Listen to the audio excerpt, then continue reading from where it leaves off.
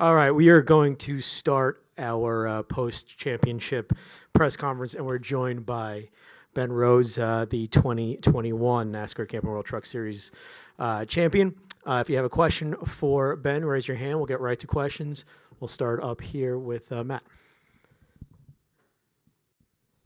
Matt Weaver, Racing America. I guess my first question for you, I know it was challenging, but did you appreciate the opportunity to go out there and have the lead and play defense, and then whatever happens, happens? Yeah, I like the fact that my crew chief, Rich Lucius, gives me those opportunities. He's bold. He makes a lot of crazy pick calls like that, and sometimes they work. I mean, we were just on the cusp of making it work. I think if that last restart didn't come out, we could have held him off and, be really happy right now. But I'm not. So here I am, and I tell you, I'm thankful for those calls. I just wish that could have worked out differently. I mean, that was just the story of 2 versus 4. I couldn't get the jump I needed on the green. I just didn't have the grip with my 2 tires that the other guys had, and it was just extremely difficult to hold them off.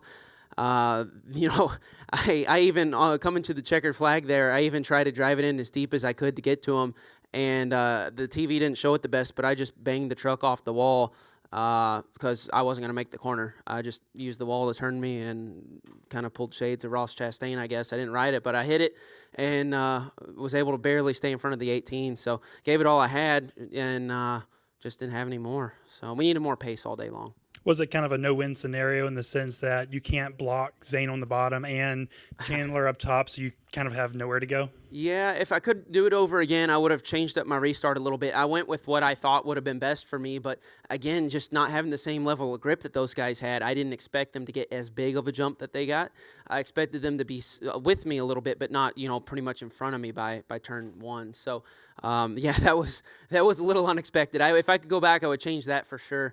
But yeah, I mean, look, it's unexpected to be racing for the win like that when we were, 6th through 10th the whole day. So, again, that pit strategy was really very appreciated. That's what gave me the chance. And, I think it was bold, and it could have paid off big. It definitely paid off to get second, right? Now joined by Chandler Smith, and we'll continue with questions. We'll go to Dustin. Dustin Albino, JC.com. Ben, for you, you said it's a bold move, but when he puts you out front, what's going through your head? I'm not going to be able to hold this.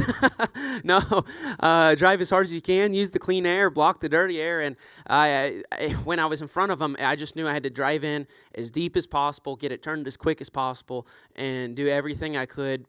Don't worry about saving the truck. If I destroy the truck here, well, so be it, because I was doing all I could to hold them off. As soon as the caution came out, though, I knew we were in trouble. If the caution ever came out, I think, honest to goodness, I think we could have won the thing. But, that's hindsight, right? Like, that's make-believe land. I just wish I could have changed up my restart a little bit, and maybe things would be different for me right now. Go over here, and then go to Zach. Steven Stump of FrontStretch.com. Obviously, it's incredibly hard to repeat as champion in this series. Only Matt Crafton has done it. Obviously, 1 spot short, but are there any solaces you can take from your team and your performance tonight? Well, I think the team has the ability to dive deep and show up when it matters, right? We need more consistency throughout the regular season and just in general. We got to work on more raw speed and consistency. But the fact that the team can have the foresight to make awesome calls and to put me in position when it matters for us to try to come in clutch, I think that's huge. And they don't quit, and I don't quit, so we're just going to keep doing that and work on the other stuff in the meantime and hopefully have a little more consistency next year. Thank you. Do you have any questions from the press box? Okay. Any more questions for Ben? Bob, you have a question for Ben? We'll bring up to Bob. We'll wrap up Ben with Bob. Bob Hawkers, Fox Sports. Ben, 3 of the guys will be back in the series, we assume, next year. So just, looking forward to next year, do you see Ty, Zane, and probably some others who've been in the championship before as kind of the main contenders? Well, I don't know. Early to say. Definitely good drivers, right? They definitely have the talent for it, so I don't see why not.